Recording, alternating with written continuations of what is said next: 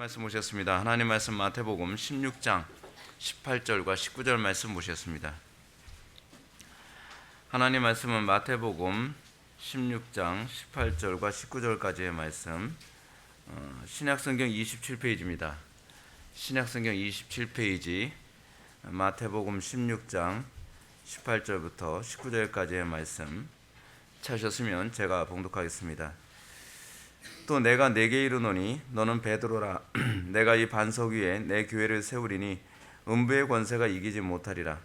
내가 천국의 열쇠를 네게 주리니 내가 땅에서 무엇이든지 매면 하늘에서도 매일 것이요 땅에서 무엇이든지 풀면 하늘에서도 풀리리라 하시고. 아멘. 이 시간은 하이델베르크 요리문답, 오늘은 권징에 관해서 우리가 살펴보게 됩니다. 제 31주일입니다. 오늘 83문부터 85문까지 살펴보도록 하겠습니다. 오늘 아주 권징에 대해서 아주 중요한 부분을 살펴보게 됩니다. 83문, 천국의 열쇠는 무엇입니까? 답, 거룩한 복음의 강설과 교회의 권징인데 이 두 가지를 통하여 믿는 자에게는 천국이 열리고 믿지 않는 자에게는 닫힙니다. 자, 83문에서 천국의 열쇠는 무엇입니까? 라고 했을 때 요리문답은 천국의 열쇠를 거룩한 복음의 강설과 교회의 권징이라고 얘기합니다. 천국의 열쇠. 여러분들 오늘 본문 말씀 보게 되면 이 본문이 이제 천주교에서 굉장히 많이 왜곡한 그런 본문 중에 하나인데, 이 본문에서 보게 되면 이런 말씀 있지 않습니까? 예수님께서 바요나 시몬아 내게 복이 있도다. 이를 내게 알게 하니는 혈육이 아니요 하늘에 계신 내 아버지라. 또 내가 네게 이르노니 너는 베드로라. 내가 이 반석 위에 내 교회를 세우리니. 예수님께서 시몬 보고 뭐라고 얘기합니까? 너는 베드로라 라고 얘기해요. 베드로라고 하는 말이 이게 헬라어로 이게 한국말로 바꿔서 얘기하게 되면 이게 헬라어로는 페트로스거든요. 페트로스를 이게 한국식 발음을 하다 보니까 그냥 베드로라고 그러는 거예요. 베드로. 근데 베드로라고 했는데 이 베드로라고 하는 말이 어디서 나온 말이냐면 페트라에서 나온 말이거든요. 반석. 그러니까 반석이라는 말에다가 이 남성형 어미를 붙인 겁니다. 그래서 그냥 오해 말고 드세요. 그냥 반석 같은 사람, 돌 같은 사람, 뭐 이렇게 돌 같은 사람 그러니까 약간 좀 어감이 안 좋은데 반석 같은 사람 뭐 이런 식의 표현입니다. 반석 같은 사람. 그러면서 베드로 보고 너를 반석 같은 사람이다 라고 한 이유가 뭐냐면 내가 이 반석 위에 내 교회를 세우리니, 베드로의 이 신앙 고백 위에 교회를 세운다는 겁니다. 그래서 이 신앙 고백 위에 있으면 다 반석 같은 사람이 된다라는 얘기죠. 근데 천주교에서는 이 구절 가지고 왜곡을 해가지고서 뭐라고 얘기하냐면 베드로 위에 교회를 세워야만 참된 교회다라고 얘기하는 거예요. 그래서 이게 진짜 웃기죠. 이게 베드로를 그래서 초대 교황이라고 얘기합니다. 그래서 여러분들 그 바티칸 성당에 가게 되면은 베드로가 이렇게 천국의 열쇠를 쥐고 있다고 생각을 해요. 천국의 열쇠를 누가 가지고 있어요? 천주교에서는 베드로가 쥐고 있다고 생각하는 거예요. 그러니까 성경을 기가 막히게 자기 방식대로 왜곡을 해버린 겁니다. 그래서 천주교의 그 바티칸에 가게 되면은 그 발가락이 마르고 닳도록 이렇게 달아 있는 게 이 베드로의 발이거든요. 사람들이 베드로의 그 동상에다가 손을 얹고 뭐 키스도 하고 뭐 그러거든요. 그래서 거기는 녹슬 날이 없어요. 하도 사람들이 손으로 만지고 입으로 키스하고 그래가지고서 그 모양인 거예요. 그러면서 여러분 이 성상의 위험성 중 하나 그거 아닙니까? 베드로가 천국의 열쇠를 쥐고 있다라고 얘기하니까 그게 뭐가 되는 거냐면 소위 사도성. 그렇죠?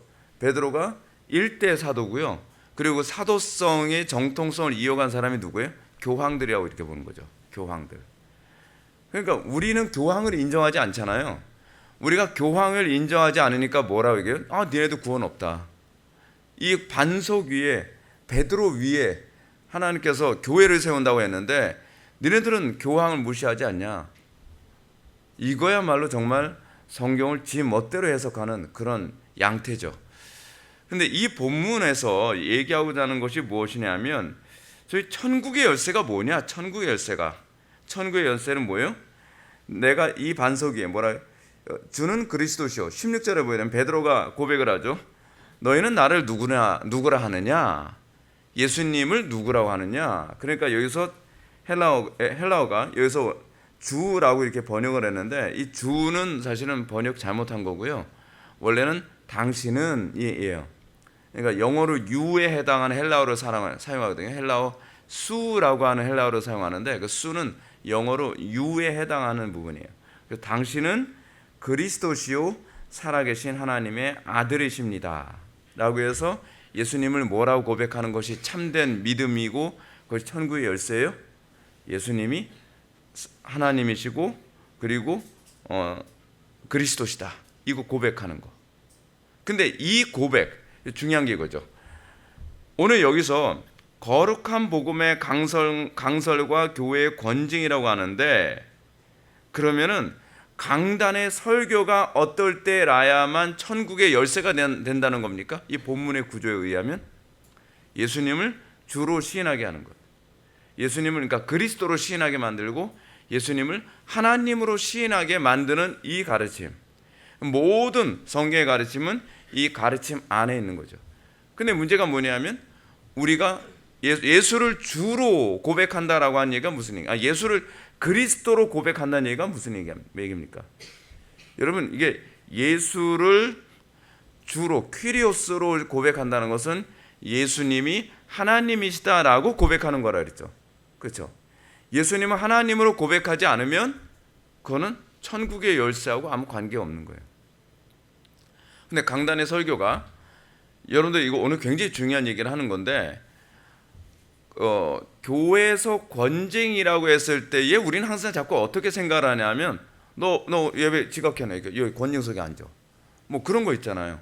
뭐 잘못했으니까 뭐 수찬정지, 뭐 이런 것만을 권징이라고 생각을 하는데, 사실은 이 종교개혁 당시에서부터 계속적으로 가르치는 것이 뭐냐면 권징의 일상적 권징이라고 했을 때 일상적 권징은 뭐냐면 첫 번째 강단의 말씀 선포예요. 그러니까 우리가 이 강단의 말씀 선포 그리고 성도들의 경건한 권면, 이것이 1차적인 권징이에요. 그러니까 우리가 설교를 듣길 원치 않고 우리가 설교를 거부하고 설교가 나한테서 튕겨져 나간다라고 했을 경우에는 그때서부터 여러분 어떤 일이 벌어집니까? 천국의 열쇠가 나한테 없어지는 거예요. 여러분들 마음속에 하나님의 통치가 사라지잖아요. 여러분, 천국의 열쇠라는 게 뭡니까? 하나님의 나라에 들어가는 거잖아요. 근데 우리는 하나님 나라에 들어가는 걸 최종적인 것으로만 자꾸 따지잖아요. 죽어서 천당 가냐 못 가냐 주로 이거로만 따지는데 그 문제가 아니에요.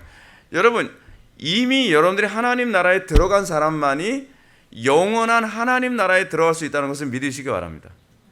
지금 여러분들이, 제가 이제 한국교회를 보면서 안타까운 게 뭐냐면 공적인 예배 가운데 하나님의 말씀에 대해서 아무 감흥도 없고, 그리고 말씀을 듣고 싶어 하지도 않고 사모하지도 않고 말씀을 오히려 거부한다고 하더라도 나 구원학시니까 천당 간다, 그렇지 않아요.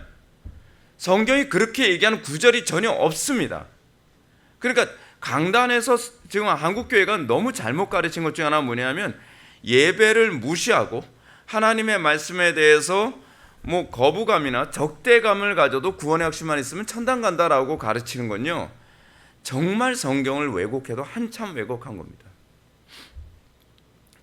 이 권징을 받아들이느냐 받아들이지 않느냐가 천국의 열쇠가 그 사람에게 주어지냐 주어지지 않느냐와 직결되어지는 건데, 그 첫 번째가 뭐예요?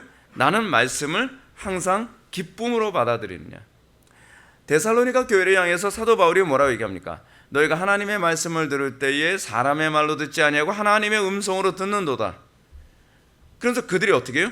그 가운데서 그들이 성령의 충만함 받고 그들이 하나님의 통치 안에서 살게 됐잖아요. 근데 강단의 설교에 대해서 내가 무관심하고, 물론 여기에 전제는 있습니다. 그 강단의 설교가 주를 그리스도시요 살아계신 하나님의 아들이시라고 고백하는 그런 기반을 가지고 있는 설교일 경우만을 해당하는 겁니다. 강단에서 이상한 코미디나 하고, 강단에서 헛소리나 하고, 강단에서 신성모독이나 얘기하고, 그렇지 않으면 뭐 강단에서 뭐 건강하게 사는 뭐 5가지 법칙 뭐 이런 거나 얘기하고, 그런 건 여기에 해당되지가 않아요. 뭐가 해당되는 거냐면 당신이 그리스도께서 주께서 그리스도시며 하나님의 아들이심을 고백하게 하는 그런 유형의 설교죠. 근데 이 설교에 관심이 없어요. 그래도 구원의 확신이 있어요. 아니 그건 구원의 확신으로 천국 가는 게 아니라니까요. 여러분 이게 되게 웃기잖아요. 이게 셰퍼도 이제 그런 얘기를 했는데, 내가 구원의 확신이 있기 때문에 내가 구원을 받는다라고 하는 말은 일종의 순환 문법이에요. 내 구원의 확신을 성경에 대한 확신이 아니라 내가 구원을 받는 것에 대한 나의 확신이에요. 여러분 그거야말로 아주 웃기는 거죠. 믿음이 이게 뭐냐 하면 내가 믿는 것을 내 신뢰 자체를 구원의 방편으로 생각하는 거예요. 내 신뢰가 구원의 방편이 아니죠. 말씀에 대한 믿음이죠. 그런데 말씀에 대한 믿음은 없는데 내가 구원을 확신하기 때문에 구원을 받는다고 얘기하는 거예요. 이거는 논리적으로 말이 안 되는 거예요. 논리적으로요. 그러니까 여러분들이 내가 구원을 받은 사람인가 아닌가를 측정하는 이 구원의 확신과 관련해서 중요한 시금석이 뭡니까? 나는 하나님의 말씀을 달게 받느냐에 관한 문제입니다. 나는 하나님의 말씀을 여러분들 강단 설교가 어쩔 땐 여러분들에게 달콤하게 들릴 수도 있지만 어쩔 때는 여러분들에게 강단 설교가 불편하게 들릴 때도 있죠. 왜냐하면 그 설교가 때로는 여러분들의 죄를 지적하고 여러분들이 본성에 거슬리게 하는 부분에 관해서 순종하라고 요구할 때가 많이 있으니까. 근데 그것이 여러분들에게 달콤하게 들리는 사람들이 복이 있는 사람들인 걸 믿으시기 바랍니다. 또 하나 권징 중에 하나 뭐냐면 성도들 간의 권면입니다. 성도들이 그 성도에는 뭐가 포함이 돼요? 가족들이 다 포함이 돼요. 그렇죠? 가족들이. 근데 제일 우리가 잘 귀담아 듣지 않는 게 누구예요? 가족들 말 잘 귀담아 듣지 않죠. 가족도 성도입니다, 여러분. 가족도 성도라고 여러분 인정하셔야 돼요. 남편 말 잘 안 듣고 아내 말 잘 안 듣죠. 때로는 자식들 말 잘 안 듣죠. 자식들이 따끔한 말 할 때가 있지 않습니까? 그래서 자식, 네가 뭘 한다 그래? 입 다물어 자식아. 그러지 마시라는 거예요. 때로는 부모님이 하는 말뿐만 아니라 자녀들이 부모한테 권면하는, 엄마 이건 아니지 않나요? 아빠는 이건 아닌 것 같아요. 이러지 마시라는 거예요. 이러지 마시라. 오히려 그 안에서 하나님께서 권징을 하고 계시는, 그 안에서 하나님께서 우리 아이를 통해서 나에게 말씀하시는구나, 또는 내 배우자를 통해서 나에게 말씀하시는구나. 여러분 그렇게 생각해요. 그리고 여러분 간혹가다 그런 경우가 있잖아요. 근데요 제 남편이 말투가 별로 안 좋아요. 또는 제 아내가 같은 말을 해도 좀 부드럽게 얘기할 수 있는데 그렇게 얘기를 안 해서 그래서 그거와 관계없이 예수님은 그러면 말투 항상 부드럽게 하셨습니까? 주여 주를 팔자가 저희니까. 야 네가 말하였다 야. 그래 너 그래도 들어야 된다. 여러분 선지자들이 그 왕에게 이렇게 권면을 할 때 듣기 좋게 얘기를 항상 했습니까? 그렇지 않죠. 다윗이 범죄했을 때 뭐라 그래요? 다윗이 막 그러잖아요. 야 그 나쁜 놈 그런 놈은 죽여야 돼. 그러니까 그 선지자 뭐라니까? 당신이 그랬잖아요. 당신이. 근데 그래도 듣는 거. 그럼 여기서 우리가 굉장히 중요한 부분이 있죠. 어떤 사람만 들어요? 겸손한 사람만. 근데 그 겸손이 뭐에 대한 겸손이에요? 사람에 대한 겸손이 아니죠. 하나님께 대한 겸손입니다. 하나님께 대한. 하나님께서 당나귀를 통해서도 말씀하실 수 있다. 그렇죠? 당나귀를 통해서 말씀하셔도 여러분들은 순종해야 돼요. 여러분 집에 있는 개나 고양이를 통해서 만약에 얘기한다 했을 때 여러분 듣겠습니까? 근데 들어야 돼요. 왜 하나님께서 발람에게 말씀하실 때 당나귀의 입술을 통해서 말씀하셨을까요? 겸손해야만 듣도록 하기 위해서요. 겸손해서. 근데 우리가 교만할 경우에는 어떠냐 하면 핑계를 대요. 말투가 어떻고 뭐가 어떻고 말투가 어땠든 나보다 나이가 어린 사람이 얘기했든 또는 나보다 사회에서 아랫사람이 얘기했든 그것과 관계없이 그것이 하나님의 명령이라고 하는 것을 하나님께서 조명해 주시죠. 사실은 알거든요, 내가. 근데 내가 핑계를 대면서 받아들이지 않는 거예요. 근데 문제는 뭐냐? 그것 때문에 그게 바로 지옥 가게 만드는 거라니까요. 내가 진정으로 하나님 앞에 신전 앞에서의 겸손을 가지고 있다고 얘기한다면 하다못해 당나귀가 얘기한다 하더라도 복종을 해야 되는 거죠. 복종을 해야 되는 거죠.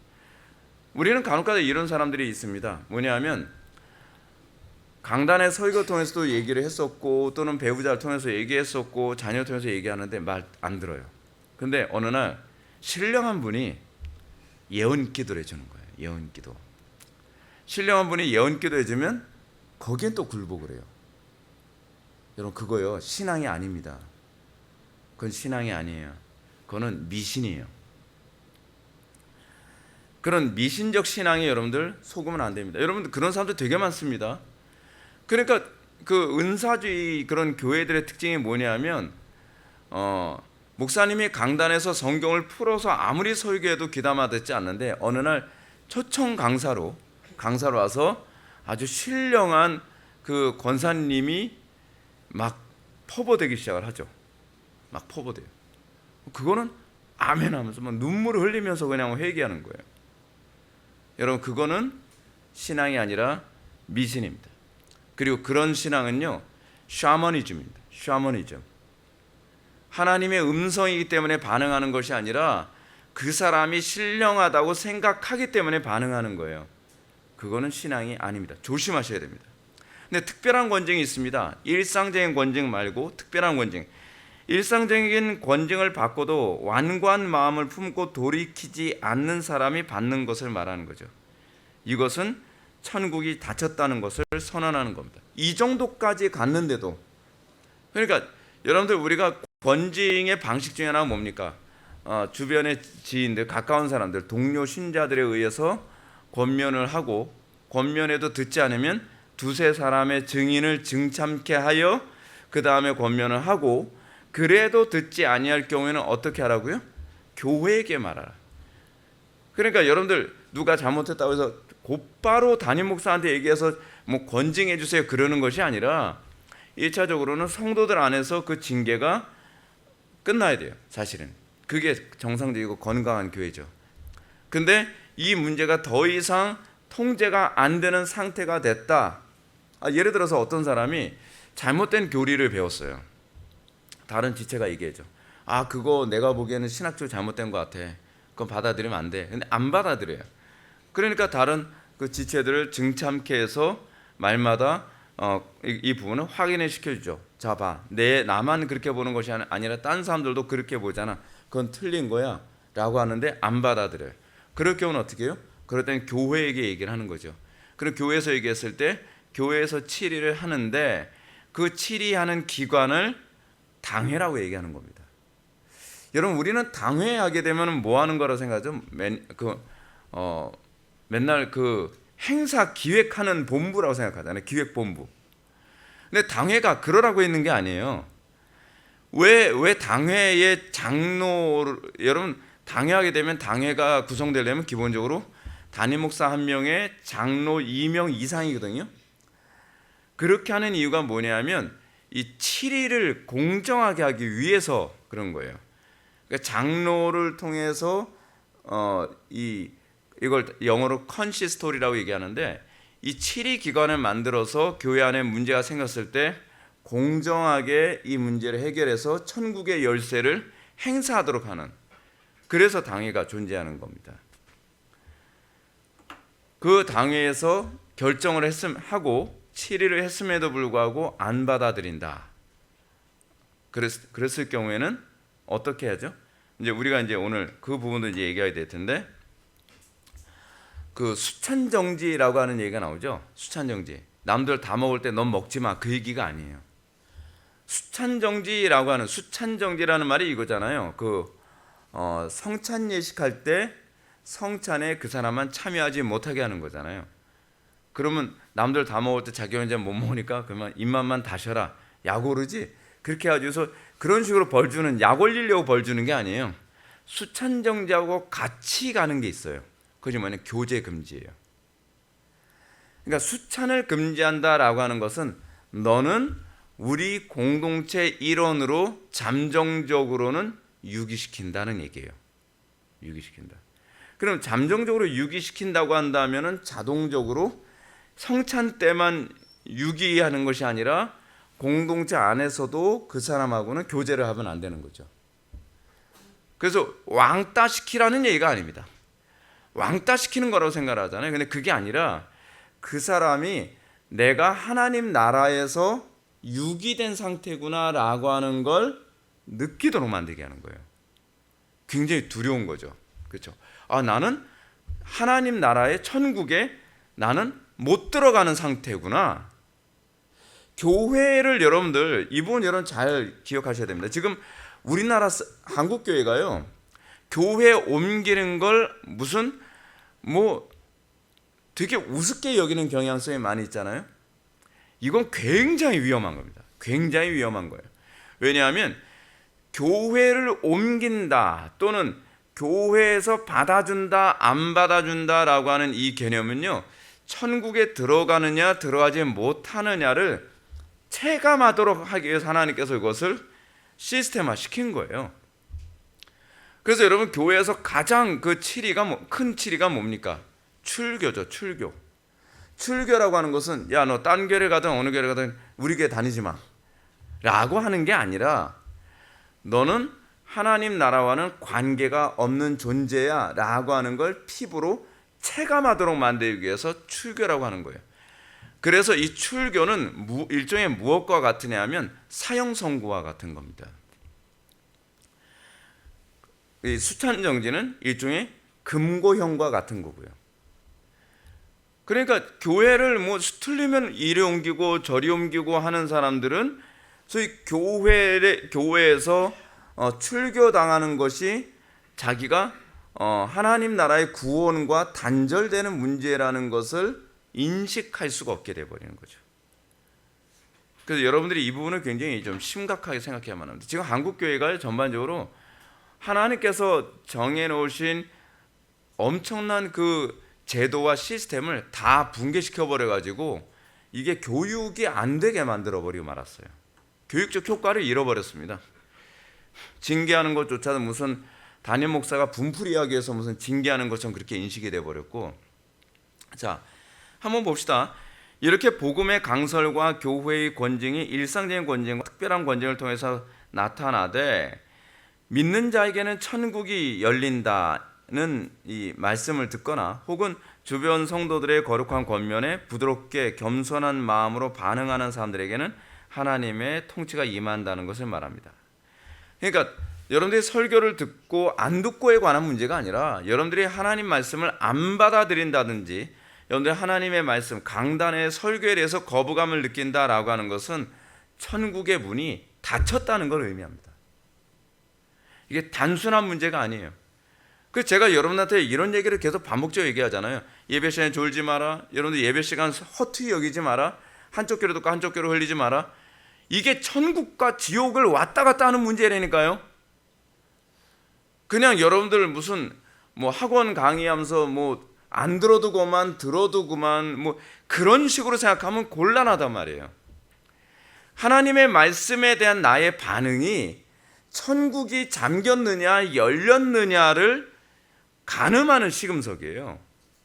그러니까 여러분들이 하나님의 말씀에 대한 반응이 뭐 한두 주 정도 안 좋고 끝나면 괜찮은데, 하나님 말씀에 대한 반응이 여러분 하나님의 말씀을 들어도 그 말씀이 나에게 은혜가 안 되고, 하나님의 말씀을 들어도 내 심령에 치료가 안 나타나고 변화가 안 나타나고 나에게 각성이 일어나지 않는다. 근데 이것이요, 1년이 가면 어떻게 할 거예요?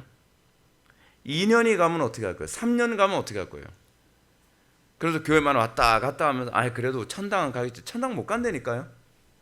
천당에 가느냐 못 가느냐에 관한 이 문제를 이미 성례가 우리에게 선명하게 얘기해 주고 있어요. 뭐라고요? 말씀에 대한 반응이라고요. 말씀이 곧 그리스도시잖아요. 여러분들 그리스도를 안 받아들이면서 어떻게 여러분들 하나님 나라에 들어갑니까? 문이 잠긴 거예요. 천국의 문이 잠긴 거란 말이에요. 근데 이거를 감각을 못하니까 그걸 감각하도록 만들기 위해서 어떻게 특별 권징이라고 하는 걸 하는 거죠. 특별한 권징. 그걸 통해서 아이쿠 내가 이러다 지옥 가는 거 아니야? 라고 하는 걸 느끼도록 만들기 위해서 소위 치리라고 하는 것을 하게 됩니다. 치리. 컨시스토리 통해서 치리를 하는 거죠. 만약 강단의 말씀 선포와 성도들의 거룩한 권면이 거슬리거나 마음에서 거부될 때 그에게는 천국이 닫히는 겁니다. 천국의 열쇠는 성도들의 마음을 천국으로 향하게 하고 교회를 천국적인 모습으로 거룩하게 만들어 갑니다. 천국의 주인께서는 말씀과 권징으로 그렇게 하십니다. 그래서 어떻게 교회가 천국으로 만들어집니까? 강단의 말씀을 온 성도들이 받아들이고 그리고 성도들이 서로 권면하는 것을 받아들이는 것을 통해서 교회가 어떻게 해요? 천국적인 모습을 소유하게 돼요.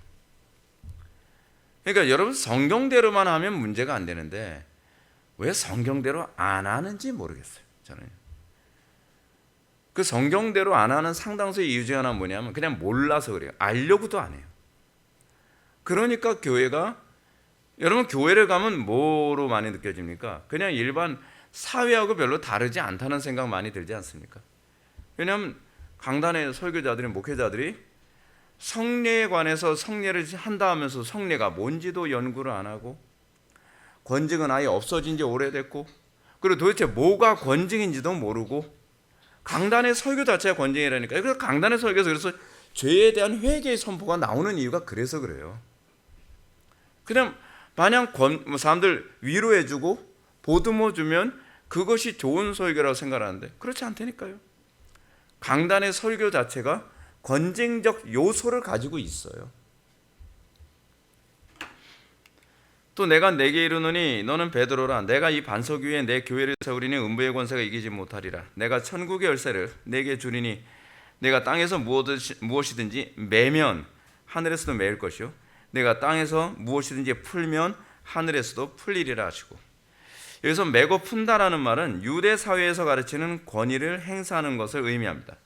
예전에는 어떤 사람을 생각하거나 행동이 하나님 말씀에 부합하는지 여부를 유대인 선생님들이 이제 주로 판단했다면 이제는 사도들이 그걸 판단한다는 겁니다. 사도들이 판단한다는 것은 신약 성경을 얘기하는 거죠. 이제는 하나님의 말씀이 신약 성경이 그것을 판단한다는 겁니다. 그래서 성경이 위배되면 그 사람은 매인 것이고 천국의 열쇠가 사실은 천국이 닫힌 것이고 하나님의 말씀에 대해서 수용을 한다면 그에겐 천국의 문이 열린 거라고 보는 거죠. 그걸 다 눈으로 보도록 만든 거예요. 몸으로 느끼도록 만들어 주신 거예요. 그게 바로 권징이죠. 그러니까 성도들은 무조건 기분 좋게만 하는 것이 다가 아니라는 겁니다. 물론 권징을 한다는 것은 쉬운 문제는 아니죠. 한국 교회가 왜 권징이 어려워졌는지 아십니까? 신앙 고백 중심으로 교인들을 받아들이지 않기 때문에 그렇습니다. 처음부터 그냥 교인 받는 걸 어떻게 해요? 굽신굽신하면서 한 번만 와주십시오. 한 번만 와주십시오. 그냥 구걸하듯이 예배당에 오게 된 거예요. 구걸해서 억지로 앉혀놓은 그런 고귀한 분을 어떻게 야단을 치고 어떻게 권징을 할 수 있겠습니까? 그분들이 올 때부터 내가 와준 건데 아니 기껏 와줬는데 나한테 권징을 해? 이런 태도잖아요. 그러니까 처음부터 잘못된 거죠. 그러니까 그런데 이렇게 얘기했죠. 목사님 처음부터 뻣뻣하게 하면 누가 오겠습니까? 그래서 우리 교회가 그 본이 필요한 거예요. 우리 교회 처음부터 그렇게 한 이유가 뭐냐면 권징이 가능하도록 하기 위해서입니다. 사람들에게 구걸하기 위해 하면서 사람 숫자를 많이 모으는 것이 아니라 하나님의 말씀이 기쁘고 난 진리를 위해서 살겠다는 사람들을 기준으로 해서만 받는 거죠. 그래서 신앙 고백 중심으로 받을 때라야만 이런 성경적 시스템이 제대로 작동을 할 수 있습니다. 근데 처음부터 성경적 시스템을 포기하면서 목회를 하죠. 그러니까 교회다운 모습이 안 나오는 겁니다. 83은 거룩한 복음의 강설을 통하여 어떻게 천국이 열리고 닫힙니까? 답. 그리스도의 명령에 따라 하나님께서 그리스도의 공로 때문에 사람들이 참된 믿음으로 복음의 약속을 받아들일 때마다 참으로 그들의 모든 죄를 사하신다는 사실이 신자들 전체나 개개인에게 선포되고 공적으로 증언될 때 천국이 열립니다. 반대로 그들이 돌이키지 않는 한 하나님의 진노와 영원한 정죄가 그들 위에 머문다는 사실이 모든 믿지 않는 자와 외식하는 자에게 선포되고 공적으로 증언될 때 천국이 닫힙니다. 그러나 복음의 증언에 따라서 하나님께서는 이 세상에서와 장차올 세상에서 심판하실 것입니다. 내가 하나님의 자녀인가 아닌가? 내가 천국에 들어갈 수 있나 못 들어가나? 내가 구원을 받는가 구원받지 못하는가에 대한 이 확신의 근거는 여러분들이 확신한다고 되는 게 아닙니다. 제가 누누이 말씀드리잖아요. 여러분들이 아무리 내가 서울대학교 들어갈 거라고 확신한다고 해서 다 서울대학교 들어가는 건 아니잖아요. 무슨 대학을 무슨 확신으로 갑니까? 실력으로 가지. 그렇지 않아요? 여러분 똑같지 않습니까? 천국을 여러분들 확신으로 간다? 아니에요. 예를 들어서 이건 성립이 되죠. 수능을 봤는데 수능 전 과목 만점을 받았어요. 그러면 서울대학교 가는 거 확신하는 거 당연하죠. 그렇죠? 그래서 확신이 오는 거죠. 확신은 따라오는 거지. 야, 너 수능 몇 점 받는데 서울대 가는 거 확신해? 아니, 너 수능은 그냥 요번에 죽 썼는데요. 서울대는 확신해요. 아, 확신으로 가는 거죠. 뭐 성적으로 가나요?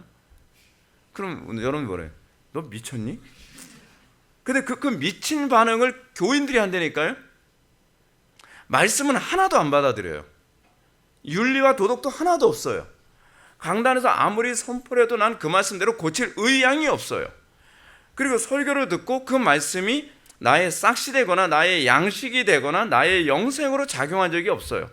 근데 구원의 확신이 있대요. 환장하는 거죠.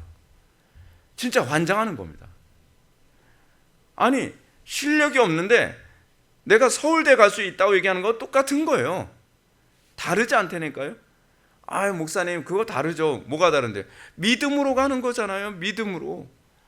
아니, 믿음으로 간다고 해서 그것에 확신으로 간다는 얘기가 아니잖아요. 다른 얘기예요. 다른 얘기.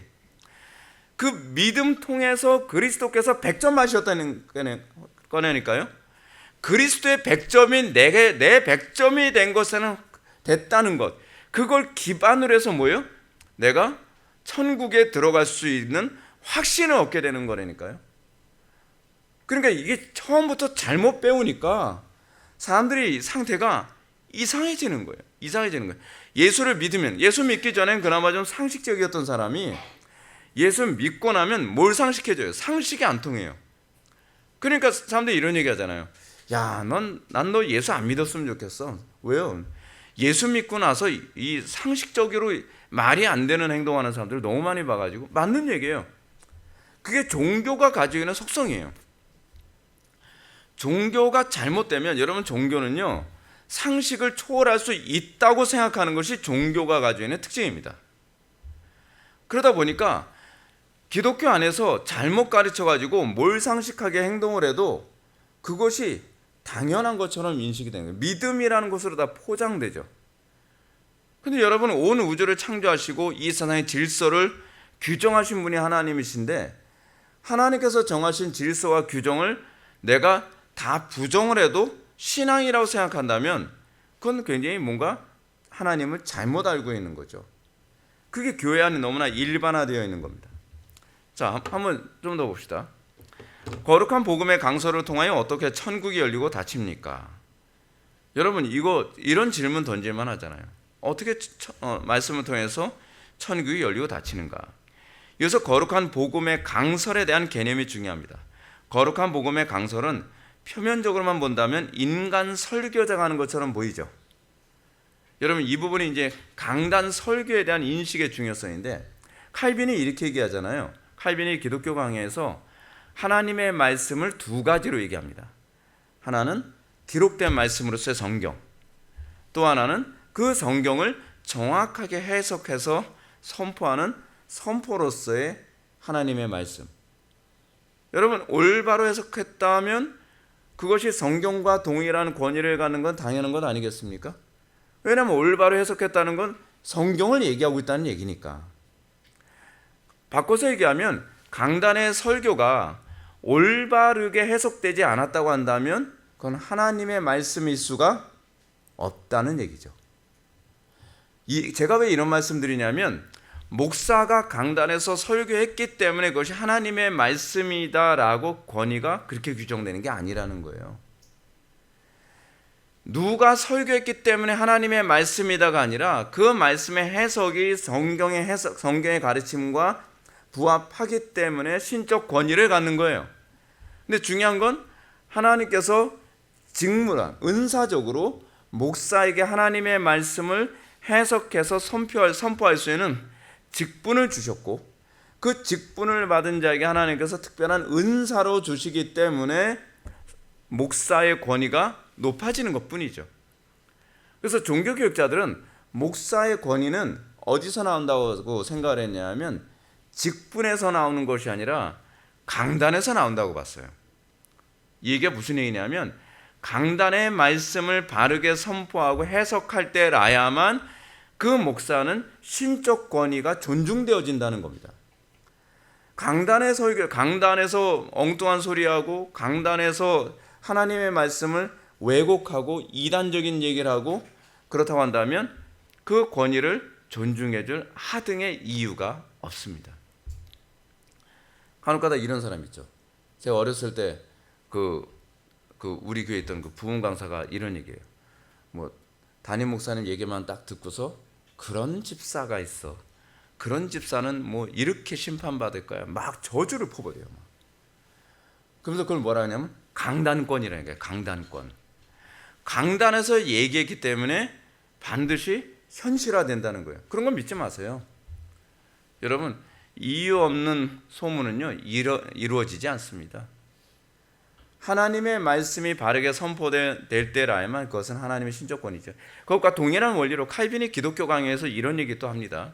성찬을 행할 때에 성찬이 은혜가 되느냐 은혜가 되지 않느냐에 관한 문제는 성찬을 집례하는 목사의 경건의 수준이 결정하는 것이 아니라 성찬을 집례하신 하나님의 법이 그걸 결정한다는 거예요. 그러니까 성찬을 집례하는 사람이 경건하지 못한 무슨 저런 목사가 성례를 집례해 은혜가 안 되겠구만 아니라는 거죠. 성례 자체를 그리스도께서 제정하셨기 때문에 그 성례에 참여하는 것 자체로서 은혜의 효력이 발생한다는 겁니다. 그래서 강단의 설교자는 최소한 적어도요 하나님의 말씀을 바르게 선포하는 것은 기본이어야 돼요. 그리고 거기다가 플러스 알파가 당연히 뭐가 들어가야 돼요? 기도 많이 하고 경건해야 되고 도덕적이어야 되고 그리고 하나님 말씀으로 순종하는 사람이어야 되죠. 왜요? 여러분들이 설교를 들을 때 은혜를 받는 게 어떻게 은혜가 됩니까? 강단에서 목사가 설교를 멋떨어지게 하는데 강단에서 내려와서는 그 선포된 말씀하고 아무 상관없이 산다고 하게 되면은 목사의 삶을 여러분들이 아니까 은혜가 안 되잖아요. 은혜가. 근데 그렇게 해서 은혜가 안 되면 여러분들 손해예요. 그 목사가 도덕적으로나 어떤 인격적으로나 문제가 있다 하더라도 그 강단의 설교가 성경을 바르게 해석했다고 한다면 여러분들은 사람을 볼 것이 아니라 그 말씀을 통해서 은혜를 받아야 돼요. 그러나 그거는 제가 여러분들 입장에 관해서 얘기한 거고요. 그러나 설교자의 입장에서는 회중들에게 덕을 끼치기 위하여 자기의 삶 자체가 성도들에게 본이 되도록 해서 한 명도 그 설교자의 설교를 들으면서 실족하지 않도록 만들어야 되는 것은 목사의 책임이죠. 그죠? 그런 관점에서 이해를 하셔야 됩니다. 자, 하여간 실상은 예수 그리스도께서 인간 설교자를 통해서 설교를 하시는 거라는 것을 먼저 염두에 두셔야만 합니다. 하나님께서는 설교자를 세우시고 그 설교자의 입술을 통해서 말씀하십니다. 이걸 요한계시록 3장 7절은 이렇게 얘기합니다. 빌라델비아 교회의 사자에게 편지하라. 거룩하고 신실하사 다윗의 열쇠를 가지시니 곧 열면 닫을 사람이 없고 닫으면 열 사람이 없는 그가 이르시되. 지금 누구를 통해서 말씀하십니까? 교회의 사자를 통해서 말씀하시는데, 교회의 사자를 통해서 열면 닫을 자가 없고 닫으면 열 자가 없도록 하시죠. 강단의 설교자가 여러분들에게 말씀을 선포하는데, 그 말씀을 여러분들이 수용하게 되면 천국이 열리는 것이고요. 여러분들이 그 말씀을 거부하면 천국의 문이 닫히는 겁니다. 그래서 여러분들 교회 안에서 우리 교회 안에서 그런 일이 많이 생기잖아요. 한쪽에서는 막 그렇게 은혜 받고 눈물을 흘리고, 그리고 그 말씀을 통해 회개하고 새로운 인생을 살아요. 그 천국 문이 열린 거죠, 그에게는. 근데 누구는 설교 들으면서 별로 안 받아들이고 뜨뜻미지근하고 피리를 불어도 춤을 안 추고 애통을 해도 곡을 하지 않는, 그건 뭐예요? 그 사람에겐 천국의 문이 닫힌 거라는 거죠. 불행한 일이죠. 불행한 일입니다. 그래서 여러분들이 무엇을 조심해야 됩니까? 제가 자주 강조드리죠. 하나님 말씀 앞에서 마음이 무뎌지지 않도록 주의하라고요. 하나님의 말씀이 항상 받아들여지는 데 있어서 최상의 컨디션이 되도록 여러분들은 치열하게 싸워야 됩니다. 치열하게요. 목사님, 제가 환경 여건이 그렇고요. 그거야 각자의 문제죠. 안 해봐야 자기 손해입니다. 내가 하나님의 말씀을 오늘 죽 썼다. 그럼 손해는 그 죽 쓴 사람, 그 사람이 손해를 보는 거지 제가 손해볼 게 없습니다. 저는 손해볼 게 없어요. 저는 여러분들이 안타까우니까 제가 이 부분에 대해서 계속 강조하는 거죠. 요리문답은 천국의 열쇠를 거룩한 복음의 강설이라 하는데, 설교가 뭐라고요? 천국의 열쇠. 이 강설을 사람들이 참된 믿음으로 복음의 약속을 받아들일 때마다 천국이 열린다고 합니다. 예수님과 세례 요한이 회개하라 천국이 가까이 왔느니라고 하는 선언에는 이런 의미가 선명하게 담겨져 있습니다. 세례 요한이나 예수님이 회개하라 천국이 가까이 왔느니라 라고 선포했는데, 그 복음에 받아들이면 그가 하나님 나라에 들어가는 거지만, 그 복음을 받아들이지 않거나 무관심하거나 그렇다고 한다면, 무감각하면 사실은 천국에 못 들어가는 거죠. 그러니까 내가 지금 이미 천국에 들어간 사람인가 아니면 아직 천국에 들어가지 못한 사람인가를 우리가 확인할 수 있는 시금석은 말씀에 대한 우리의 반응이에요. 말씀에 내가 회개하여 그의 통치, 천국이 뭡니까? 그리스도를 통한 하나님의 통치잖아요. 그 통치에 내가 들어가는가, 그리고 그 통치 안에 내가 들어갔는가를 확인하는 또 중요한 시금석이 뭡니까? 나를 통해서 천국이 이루어지고 있는가. 가정에서 또는 캠퍼스에서 또는 교회 안에서 내가 가는 곳마다 거기에 하나님의 통치가 확장되는가, 아니면 사단의 그 확장이 일어나는가. 그걸 통해서 알 수 있죠. 여러분은 어떻습니까? 여러분들은 하나님께서 나를 하나님의 통치를 확장시키는 수단으로 사용하고 있다고 여러분들 확신합니까? 난 믿기는 믿는데요, 그건 잘 안 나타나더라고요. 아니, 믿으면 나타나야죠. 내가 하나님의 통치를 따른다고 한다면 당연히 열매가 나와야 되잖아요. 그거로요. 근데 믿는데 열매는 없대요. 그건 제대로 말씀에 반응을 안 한 거죠. 그래서 제가 말씀드린 게 이겁니다. 말씀을 받았다 해도 천국이 열리는 것을 삶 속에서 볼 수 없다면 그는 믿음으로 받은 것이 아님을 점검해야 됩니다. 반대로 그들이 돌이키지 않는 한 하나님의 진노와 영원한 정죄가 그들이 위에 머문다는 사실이 모든 믿지 않는 자와 외식하는 자에게 선포되고 공적으로 증언될 때 천국이 닫힙니다. 여러분, 천국이 닫힌 것이 뭐로 알 수 있습니까? 여러분들 삶 가운데에 하나님의 통치에 이 천국이 닫혔다는 것을 우리 어떻게 할 수 있죠? 가정이 지옥이 되는 거예요. 내가 가는 곳마다 천국이 확장되는 것이 아니라 지옥이 확장되어져요. 여러분, 이거 되게 심각한 거거든요. 이건 대단히 심각한 겁니다. 여러분들이 예수를 믿고 나서 여러분들에게 어떤 변화가 나타납니까? 여러분들 예수 믿고 나서 여러분들 전혀 예수 믿고 나서 마음이 편해졌어요. 저는 행복해졌어요. 오케이. 근데 그 행복이 자기 혼자만 행복한 거 아닌가요? 그리고 좀 심각한 거죠. 나는 행복한데 다른 사람은 나 때문에 죽을 것 같아요. 우리 그런 사람들이 많이 있잖아요. 예를 들어서 여러분 밀양이라고 하는 그런 영화에서 나오는 장면 그거 아닙니까? 어떤 사람이 자기 저는 자기 구원을 확신하게 됐대요.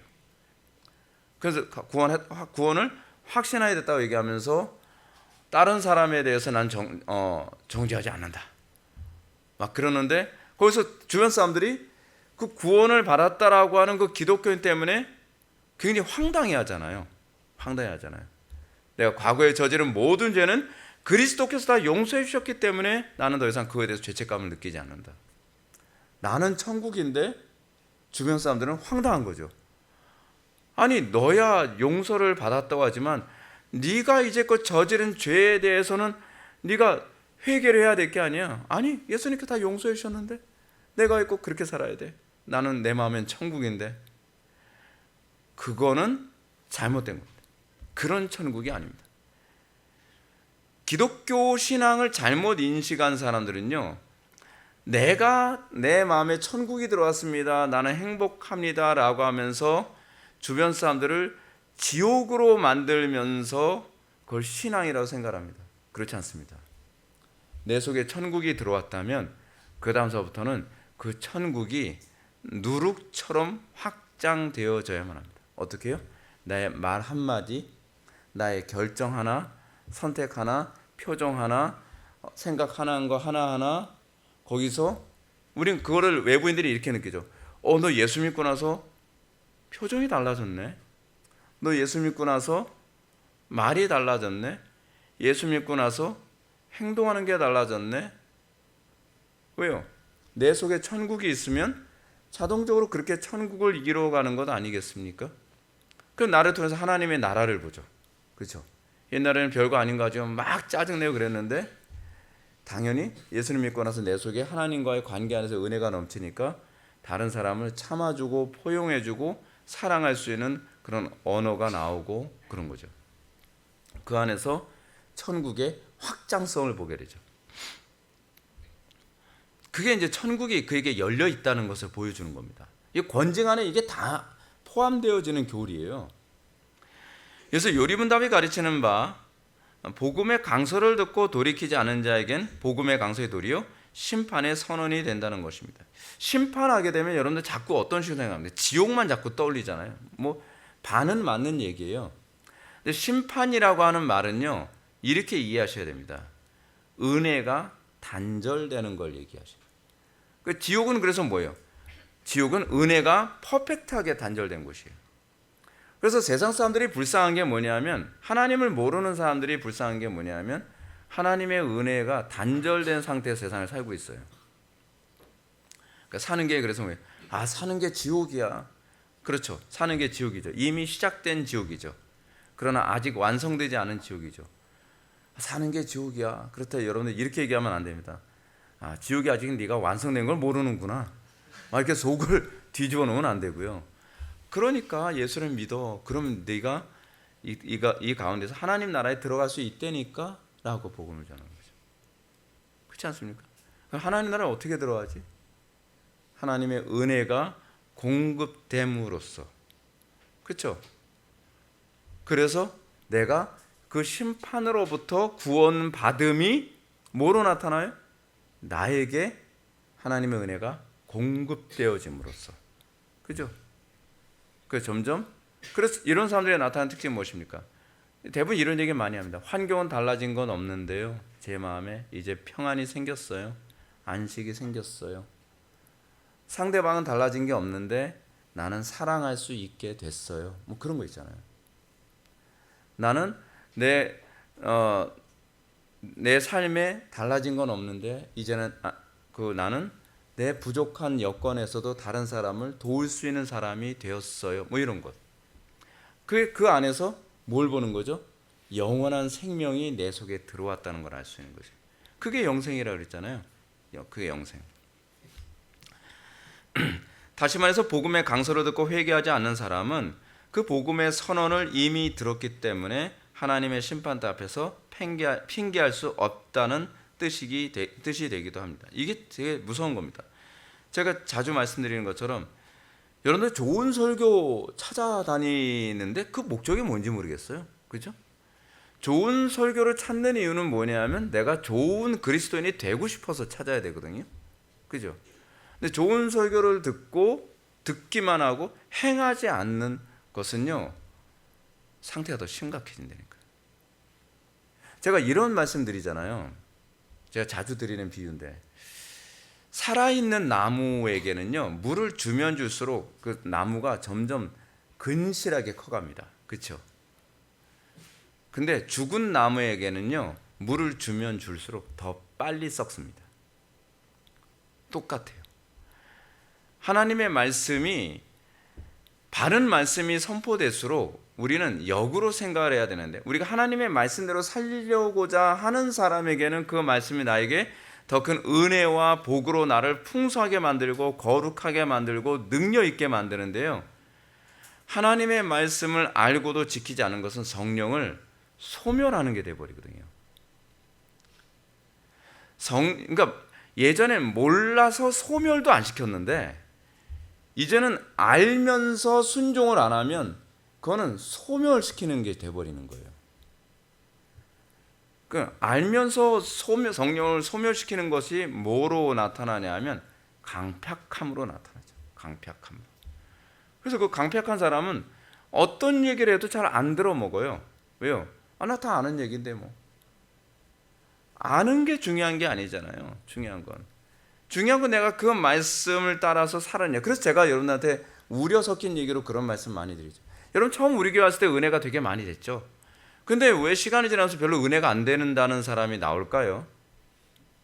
그 이유는 말씀 들어도 뭐 별거 아니더라고, 그때뿐이더라고, 이렇게 돼버린 거예요. 점점. 그러니까 말씀에 대해서는 익숙해져 버린 거예요. 지식으로밖에는 인식이 안 되는 거예요.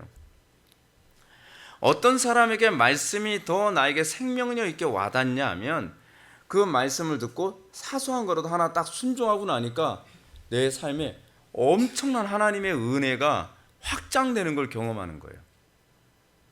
그래서 둘을 순종하게 되고 셋을 순종하게 되고, 순종하면 순종할수록 하나님께서 그 은혜를요 점점 더 확장시켜서 보여주세요. 여러분, 제가 설교를 할 때 제 설교가 좀 약간 좀 색다르다는 좀 느낌 많이 들죠. 근데 그 이유가 뭐냐면 책을 보기 때문이 아니라 순종해야만 보이는 영역이 있어서 그렇습니다. 순종하면 남들에게 안 보이는 그 영역이 보여요. 그래서 순종하라고 하신 거구나. 그래서 하나님께서 이렇게 살라고 하시는 거구나. 그런 거죠. 자녀를 키울 때도 그렇고, 결혼 생활을 할 때도 그렇고, 목사로서 목양을 할 때도 그렇고, 사회생활을 하면서도 그렇고, 여러분들이야 저나 순종하기 어려운 건 매일 반 아니겠습니까? 근데 순종을 하면 순종을 해야만 보여주는 영역이 보여요. 그러면서 그 안에서 기쁨이 더 충만해지고 그 안에서 은혜가 더 깊어져요. 근데 이런 게 있어요. 저도 설교를 하는 입장이지만, 설교를 하지만 제가 순종을 안 하잖아요. 그러면 말씀에 대한 소위 식욕이 없어져요. 그냥 말씀이 그냥 지식 정도밖에는 여겨지지 않는 거예요. 근데 그래서 점점 여러분들이 설교를 들으면서 말씀에 대한 식욕이 점점 사라진다. 말씀은 먹는 그 음식으로도 비유가 되니까, 그거는 여러분들이 그 말씀을 먹고 소화하지 않아서 그렇습니다. 근데 여러분, 먹고 소화를 잘하는 사람들은 어떻습니까? 더 식욕이 더 왕성해지잖아요. 그죠? 똑같아요. 왜냐하면 그것이 하나님께서 성찬이라는 방식으로 우리에게 보여주신 그 계시이기 때문에 그런 거죠. 여러분들이 말씀에 대해서 여러분들이 왕성한, 그러니까 외부 교인들 중에서 이제 그런 분들이 있습니다. 우리 교회 다니지 못하지만 자기가 혼자서 고군분투하면서 신앙생활하려 애를 쓰는 그런 분들. 그러면서 조그만 말씀이라도 그 말씀을 자기 삶 속에 실천하느라고 막 처절하게 신앙생활해요. 처절하게 신앙생활하면서 조그만 그런 승리 하나만 뭐 했어도 저한테 막 이메일을 보내고 막 때로는 저한테 막 전화도 하시는 분도 있고 막 너무 기뻐가지고 너무 기뻐요. 우리 교회 성도들이 맨날 이랬으면 좋겠다. 근데 말씀을 듣고 순종하는 사람은 더 영적인 식욕이 왕성해져서 더 많은 말씀을 먹을 수 있는 힘이 생기잖아요. 힘이. 근데 말씀을 듣고 설사하고 말씀을 듣고 설사하고 말씀을 듣고 설사하고 그러니까 어떻게 점점 입맛이 떨어지고 몸은 점점 영적으로 쇠약해져 가고 그리고 세상에 나와서 싸워서 이길 힘이 없어지는 거죠. 그건 여러분들이 하나님 앞에서 회개해야 될 부분이죠. 그리고 여러분들이 두려워야 될 것이 뭐냐면 바른 말씀의 선포가 왜 두렵냐면요. 바른 말씀의 선포는 두 가지의 양면성이 있기 때문에 그렇습니다. 신자에게는 그 말씀을 통해서 우리를 살리지만 그 말씀대로 순종하지 않은 사람에게는 하나님께서 우리를 심판하실 때 심판의 근거가 됩니다. 그때 김 목사 통해서 이렇게 내가 얘기하지 아니했냐라고 하는 거죠. 심판의 근거가 되기 때문에 바른 말씀을 듣는 게 더 두려운 거죠. 그래서 뭐라고 얘기합니까? 잘 몰랐을 때는 적게 맞으나 많이 알고서 순종하지 않은 자는 많이 맞으리라. 심판이 근거가 된다는 겁니다. 정말 두려운 거죠. 그러니까 여러분 바른 말씀을 들을 수 있는 위치와 그 자리에 있다는 건요, 사실 굉장히 무거운 겁니다.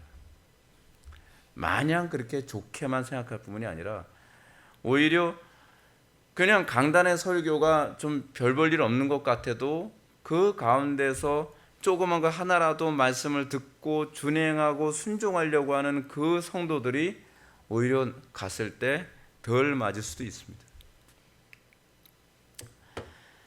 제 85문 교회의 권증을 통해서 어떻게 천국이 닫히고 열립니까? 답.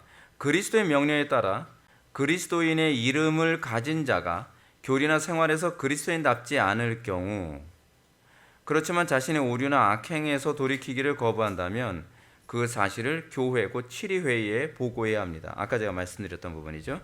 그들이 교회의 권고를 듣고도 돌이키지 않으면 성례에 참여함을 금하여, 그들이 교회의 권고를 듣고도 금하여, 이번 오버랩됐네요.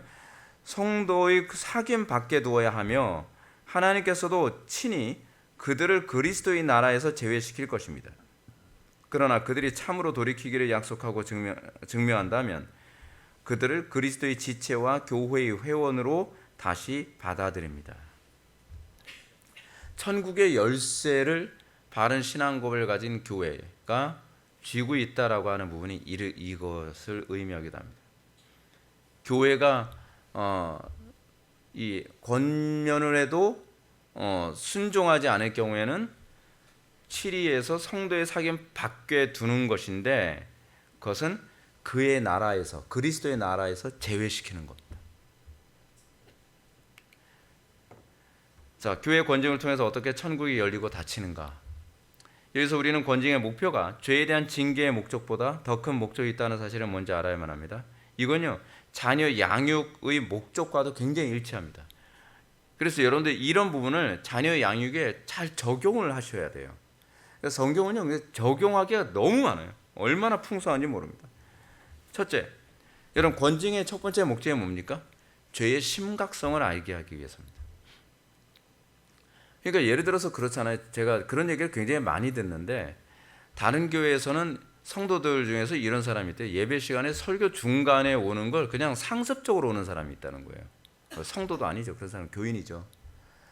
그런데 다른 사람들이 다 인상을 쓰죠. 저 양반은 꼭 예를 들어서 예배가 11시에 예배인데 꼭 오는 시간이 항상 거의 같다는 거예요. 한 10시 반, 10시 40분 그쯤에 온다는 거예요. 근데 목사님은 그래도 우리 교회 오는 것만 해도 얼마예요? 여러분 그렇게 받아들이면 안 되거든요. 그게 그 영혼을 사랑하는 거라고 그 목사님들은 생각하시는데, 그 영혼을 죽이는 거고요. 그 영혼만 죽이는 것이 아니라 주변의 다른 영혼들까지 같이 죽이는 겁니다. 왜냐하면 그 주일날 예배 중간에 들어오는 것이 얼마나 큰 죄인지를 모르기 때문에 그래요. 모르기 때문에. 여러분들의 자녀들의 도덕성은요, 여러분들이 여러분들의 자녀들의 행동에 대한 반응에 의해서 도덕성의 수준이 결정되어집니다. 예를 들어서 여러분들의 자녀들이 소위 사소해 보이는 거짓말 하나를 그냥 웃고 넘어가면 자녀들은 이 정도 거짓말은 죄가 아닌가 보다라고 생각할 겁니다. 그거를 심각하게 다뤄야 됩니다. 애들이 이게 그렇게 큰 죄였나? 라고 생각하게 만드는 거죠. 그죠? 그랬을 때 그 죄가 하나님 앞에서 어떻게 보이는지를 보게 만드는 거예요. 여러분들 자녀들 있잖아요. 막 약삭빠르게 속이고 거짓말하고 위기를 이렇게 도망가기 위해서 그렇게 거짓말을 살짝 돌려서 하는 그런 부분을 잘 캐치하셔야 됩니다. 거짓말하고 속이고 요리 피해가고 조리 피해도 자기가 된다고 생각하니까 그것이 똑똑한 거라 생각하는 겁니다. 똑똑한 게 아니라 사악한 겁니다. 교회 안에서도요, 예배에 늦는 거 이게 얼마나 큰 죄인지를 가르쳐야 됩니다. 그래서 우리 교회에서 예배 늦으면 권징석에 앉잖아요. 사람들 그 권징석이 맨 앞에 앞가리개도 없는데 거기 앉는다면 근데 그거를 느끼게 하는 것이 그 영혼을 살리는 거거든요. 그 사람한테 창피 주자고 하는 게 아닙니다. 이게 얼마나 큰 죄인지. 그 예배 시간에 불경건한 태도로 예배하는 것, 그리고 예배 시간에 불경건한 옷차림으로 예배하는 것이 얼마나 큰 죄인지를 가르쳐야만 일평생 그 사람이 그 기준을 가지고 하나님을 경외하면서 살아가겠죠. 다른 사람도 그렇게 얘기합니다. 우리 교회 같은 게 되게 깐깐하고 너무 엄격하다고. 엄격한 거 아닙니다. 청교도 때에 비하면 진짜 순한 맛입니다.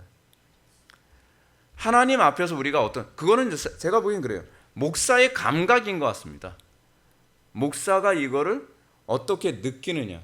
근데 목사가 하나님께서 정말, 여러분 그렇잖아요. 목사라고 하는 존재는 인기를 끌기 위해서 있는 존재가 아니라 하나님의 진노가 있으면 하나님의 진노를 그대로 다 표현해야 되고, 하나님께서 기뻐하시는 거면 그걸 표현해야 됩니다. 그래야 성도들이 그거를 감지할 수 있거든요.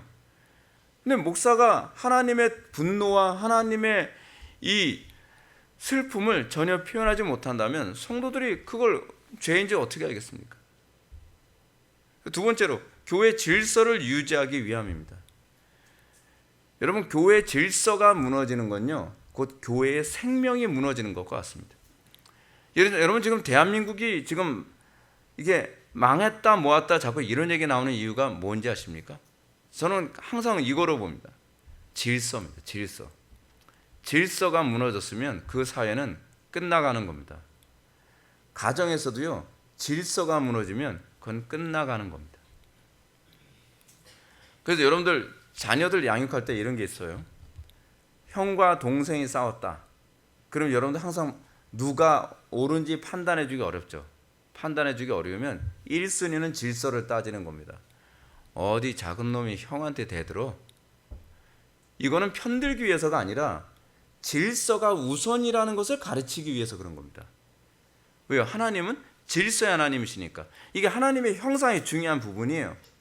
질서를 먼저 따지고 그 다음에 옳고 그름은 그 다음에 따지는 거예요. 근데 질서 먼저 따지지 않으니까 자꾸 저한테 상담 오는 게 그거예요. 애들이 서로 싸우면 누구 편 들어줘야 되나요? 누구 편은요? 질서 편 들어줘야지. 그리고 그 다음에 공정하게 판가름을 내는 것은 그 다음이에요. 교회에서도 그렇습니다. 교회에서도 질서가 무너지면 그 교회는 끝장나가는 겁니다. 대한민국 사회도 지금 질서가 무너지고 있기 때문에 큰일이라고 생각합니다. 질서가 회복되어야 살아나는 겁니다. 이거는 모든 영역이 다 통하는 부분입니다. 그래서 교회 안에서 질서를 무너뜨리는 것을 허용해서는 안 돼요. 세 번째, 회개를 통해 하나님과 이웃의 관계를 회복하게 하는 데 있습니다. 여러분, 권징을 통해서 그냥 벌만 주자는 게 목적이 아닙니다. 권징을 통해서 하나님과 관계를 회복하고 이웃과의 관계를 회복하게 하는 데 목적이 있습니다. 히브리서 12장 6절부터 9절은 권징이 하나님께서 사랑하시는 자녀를 대하는 방식이며 권징을 받아들이는 것이 그가 하나님의 자녀임을 보여주는 표징이라고 가르칩니다. 그러니까 여러분, 하나님께서는 아무에게나 치리하지 않죠.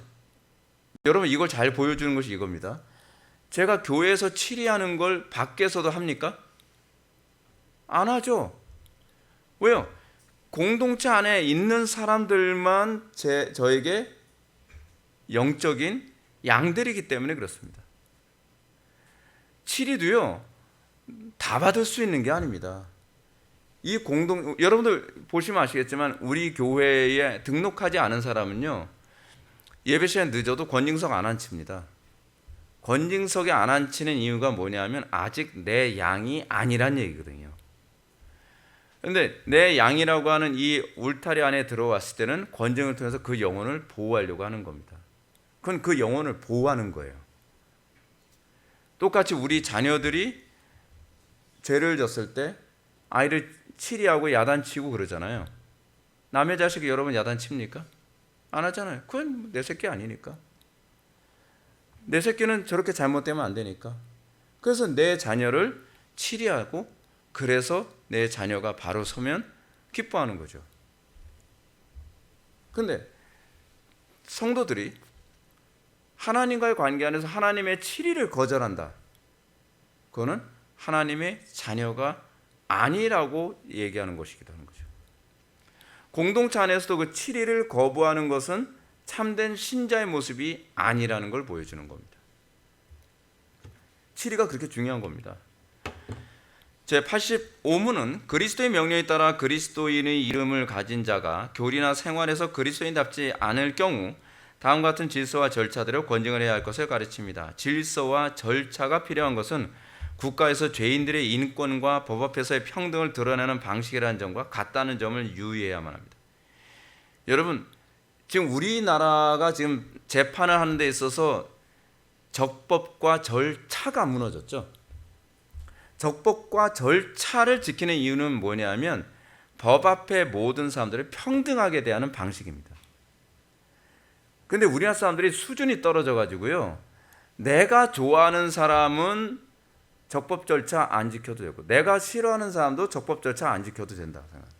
그러니까 예를 들어서 내가 좋아하는 사람이 잘못됐는데 적법 절차에 의해서 재판의 순서라면 저 사람 정의로운데 저 사람 문제 없는데 왜 저러냐? 아니요, 그게 바로 국민을 사랑하는 방법이에요. 그리고 떳떳하면 적법과 절차대로 가야죠. 그렇죠? 근데 또 내가 싫어하는 사람이 적법과 절차를 무시해 가면서 그냥 감옥에 막 가두잖아요. 정의가 살아있다? 아니 정의가 죽은 거예요 여러분. 정의가 죽은 거예요. 정의가 살아있다는 것은요 적법과 절차가 살아있을 때라야만 그 나라가 살아있는 나라예요. 자 여러분 한국 교회 얘기합시다. 교회가 왜 지금 이 지경 된지 아십니까? 교회 안에 적법과 절차가 다 무너졌어요. 일단 질서 없죠. 그 법도 없죠. 그리고 절차도 없죠. 그러니까 교회 안에서 도대체 뭐가 어떻게 돼가는 건지 모르는 거예요. 그냥 구멍가게 갖고 아수라장이 돼버리는 거예요. 정상적이고 하나님의 형상을 드러내는 교회라고 한다면 하나님이 질서의 하나님이니까 교회는 당연히 질서가 있어야 되고 하나님의 하나님 되심은 법으로 드러나는 거니까 법이 선명하게 서 있어야 되고 그리고 교회 안에서 어떤 문제가 생기면 주먹국식으로 일어나는 것이 아니라 절차를 통해서 권징이 일어남으로써 똑같이 대하는 거예요. 모든 사람은 똑같이 대하는 겁니다. 거기에 진정한 의미에서의 평등이 나오는 거죠. 평등. 자, 그러면 이 적법한 질서와 절차가 뭐냐? 첫째, 형제로서 거듭 권고할 것. 아까 제가 말씀드렸던 것처럼 반복적입니다. 공동체 안에서 지체들이 잘못이 있을 때 침묵하는 거 여러분 사랑 아닙니다. 여러분들은 공동체 안에서 다른 지체가 어떤 하나님의 법대로 안 살고 불경건하게 살고 뭔가 문제 있으면 목사님이 좀 지적 좀 해주시지. 아니 그거는 제가 지적하는 문제가 아니에요. 여러분들 가까이 보고 있는 지체들이 조심스럽게 권면해줘야 돼요. 여러분 여기서 우리는요 기독교가 얼마나 냉철한지를 또 보게 됩니다. 그렇지 않아요? 여러분 친한 사이에서 여러분들 뭐라고 권면해주고 싶습니까? 안 하고 싶죠. 피하고 싶죠. 그건 저도 똑같아요. 저도 딴 사람 잘못하고 여러분들 예배 불경건하고 그거에 대해서 저도 침묵하고 싶어요. 근데 그게 사랑이 아니라니까요. 여러분들이 사랑한다면 동료 신자들끼리 자꾸 권면해주고, 여러분들 이 신방이 무슨 목사만이 하는 거라고 생각하잖아요. 신방은요, 여러분들이 먼저 솔선수범 해줘야 돼요. 공동체 안에서 보게 되면은 신앙생활 잘 하고 있다가 뭔가 갑자기 디프레스 되는 그런 상태에 있는 사람이 있거든요. 근데 그런 분들이 제 눈에 안 띄는 경우가 많이 있어요. 사각지대에 있는 경우가 많거든요. 숫자가 늘어나니까. 근데 그럴 경우에 어떻게 해야 됩니까? 여러분들이 권면해 줘야 돼요. 그래서 지금 그 상태 가게 되면 영적으로 완전히 내려앉을 수 있다. 힘들어도 예배하는 자리에 나와야 된다. 힘들어도 기도하는 자리에 나와야 된다. 내가 기도해 줄게. 우리 같이 기도하자. 우리 기도팀 만들자. 그렇게 하지 위해서 자꾸 다른 사람들을 끌어주면서 살려줘야지. 아이, 또 저 사람 저러다가 또 교회 떠나겠네. 아니 뭐 떠나길 바라는 겁니까? 아니잖아요. 성경이 우리 교회가 성경대로 가자고 했을 때 이 부분을 좀 여러분 염두에 두셔야만 합니다. 형제로서 거듭 권고해야만 합니다. 공동체 안에서 지체들의 잘못을 볼 때 곧바로 교회 말하는 것이 아니라 그 교회 문제, 그 죄의 문제를 형제들이 서로 거듭 권고함으로써 그 자체 내에서 자정 능력을 갖춰야 되는 겁니다. 이게 성숙한 교회입니다. 이게 성숙한 교회.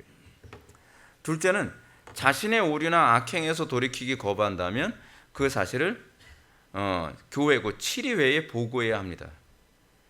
아까 제가 말씀드린 것. 셋째, 그들이 교회의 권고를 듣고도 돌이키지 않으면 성례에 참여함을 금하여 성도의 사귐 밖에 두어야만 합니다. 이거는 일종의 이거죠. 영적 질병이 확산되지 않도록 하기 위한 것도 있습니다. 불경건한 사람은요, 항상 뭐가 동반되냐면 일단은 불평불만이 동반돼요. 그러니까 자기가 하나님 앞에 떳떳하지 않으니까 나를 정당화하기 위해서 항상 주변을 탓하고요, 하나님께 대한 원망으로 가득합니다. 근데 여러분, 그거 들어주는 게 신앙 아닙니다. 그거 동조하는 게 신앙 아닙니다. 그러다 보면 불평과 원망과 그런 가장 교회 안에 빠른 속도로 확장되어지는 그 전염병, 영적 전염병, 불평, 불만이 확산되기 시작하면 같이 죽습니다. 같이 죽어요. 그래서 오히려 그 영적 전염병을 단칼에 제어해줘야 됩니다. 아, 그런 말 하지 마. 그렇게 하는 건 옳지 않아. 성경적이지 않잖아. 목사님이 설교 시간에 여러 번 말씀하시잖아. 오히려 감사해야 돼. 그래서 자꾸 권면해줘서 그 사람도 살고 나도 살도록 만들어야만 합니다. 이게 만약에 안 되면 강제적으로라도 성도의 사귐 밖으로 내보내야 되는 거죠. 여러분, 이게 구약에서는 문둥병으로 주로 얘기하잖아요. 문둥병에 걸린 사람이 딱 나오면 어떻게 해요? 여호와의 총회로부터 격리시켜 버리죠. 그렇죠? 다 나을 때까지. 같은 개념입니다. 넷째로, 그들이 참으로 돌이키기를 약속하고 증명한다면 그들을 그리스도의 지체와 교회의 회원으로 다시 받아들입니다. 문둥병이 다 낫다고 생각하면 다시 공동체 안에 복귀시키는 것처럼, 그렇죠? 여호와의 총회에 복귀시키는 것처럼 그가 하나님의 말씀 앞에 다시 회개하고 그가 다시 하나님 말씀 앞에 순종하겠다라는 태도를 견지한다면 다시 교회 일원으로 받아들임으로 그에게 천국의 문이 열렸음을 우리가 보여주어야만 합니다. 그리고 그 안에서 신앙생활이 얼마나 진지하고 얼마나 신중해야 되는지를 잘 보여주는 것입니다. 오늘 우리가 이거 권징에 관한 얘기를 우리가 살펴봤습니다. 이 권징에 관한 부분이 그냥 단순히 잘못하면 치리하는 그 정도의 문제가 아니라 이 권징이라고 하는 것 자체가 신앙생활의 굉장히 큰 그림, 우리가 구원받은 하나님의 백성됨에 대해서 우리가 어떻게 이해해야 될 것인가, 어떤 사람이 진짜 천국에 들어가는 사람이고 어떤 사람이 천국에 들어가지 못하는 사람인가에 관한 중요한 시금석을 우리들에게 보여주는 그런 가르침입니다. 그래서 성례가 뭐라고요? 보이는 말씀이죠. 보이는 말씀으로서의 이 성례, 그리고 아울러서 오늘 권징을 살펴보면서 우리의 신앙생활이 과연 어떻게 정확하게 가고 있는가, 여러분들 신중하게 항상 생각할 수 있기를 바랍니다. 기도하시겠습니다. 사랑이 많으신 하나님, 우리가 오늘 이 시간 권징 부분을 살펴보면서 교회 안에서 권징이 왜 참된 교회의 표징이 되는지를 우리가 이해하게 되었습니다. 아버지 하나님, 참된 교회의 표징으로서 우리 공동체 안에 권징이 더 선명하게 살아있게 하여 주시고 우리 교회를 통해서 한국 교회가 이 권징이 다시 회복되어져서 참 교회의 표징을 선명하게 드러내는 한국 교회가 되게 하여 주옵소서. 예수님의 거룩하신 이름으로 기도 올렸나이다. 아멘.